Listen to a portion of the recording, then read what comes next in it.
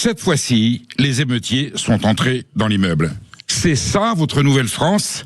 Aujourd'hui, je ne suis plus dans l'humeur, mais dans la colère, l'indignation et, je l'avoue, je dois le dire, la peur, au vu des images que nous avons pu observer avec sidération et consternation de cette horde de jeunes barbares qui rentraient dans un immeuble parisien. Chaque étape nous réserve une escalade supplémentaire dans la violence, confirmant que ce qui était jugé impensable par les rationalistes de l'ordre public vire au réel. À chaque fois, on dit mais non, ça c'est pas possible. Mais il s'est passé ça.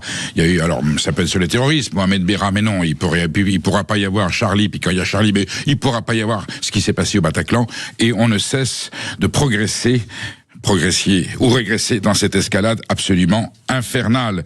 Je vous disais, les images montrant cette horde de barbares, il faut appeler un chat, et encore, tous les barbares n'étaient pas décérébrés, sont aussi glaçantes que le cynisme du ministre de l'Intérieur, M. Laurent Nunez, affirmant à l'Assemblée nationale que tout est sous contrôle. Oui, il répondait à une question de Laure Labalette, député du Rassemblement national, qui disait, monsieur le ministre, non, alors il y avait les chiffres. J'avais l'impression que le ministre de l'Intérieur avait pris son discours sur l'intelligence artificielle, qu'il avait demandé à ChatGPT, qu'est-ce que je dois répondre aux députés, aux parlementaires qui vont me poser des questions.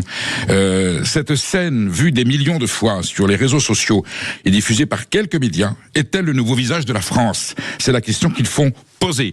Est-ce que c'est ça le nouveau visage de la France? On se souvient du discours d'André Malraux quand les cendres de Jean Moulin sont rentrées au Panthéon dans une cérémonie absolument mémorable en 1964, où il dit, voilà, s'il était le visage de la France, Jean Moulin, est-ce que le nouveau visage de la France, c'est cette horde de barbares qui rentre dans cet immeuble parisien?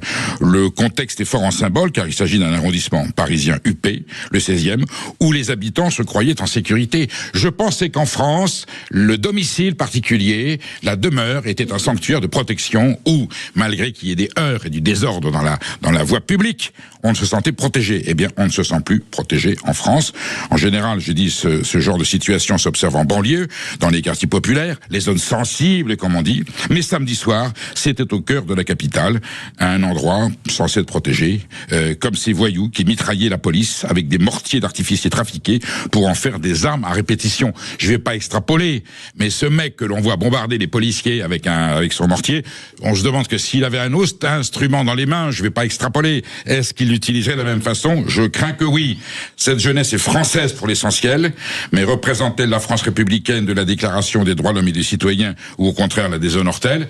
On aura la réponse. Ces gamins, ils sont nulle part. Ce sont des citoyens français qui sont allés sur les bancs de l'école de la République. On ne sent pas qu'ils aient été transformés en citoyens français.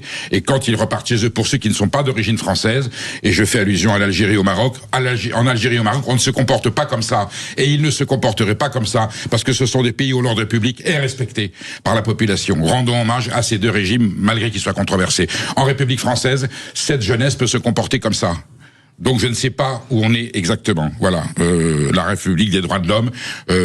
Samedi soir, les droits de l'homme, ils étaient pas du tout garantis, ni par la police, ni par la justice, malgré que les policiers fait tout ce qu'ils pouvaient. Mais avec un tel ministre de l'Intérieur, moi je dors pas tranquille.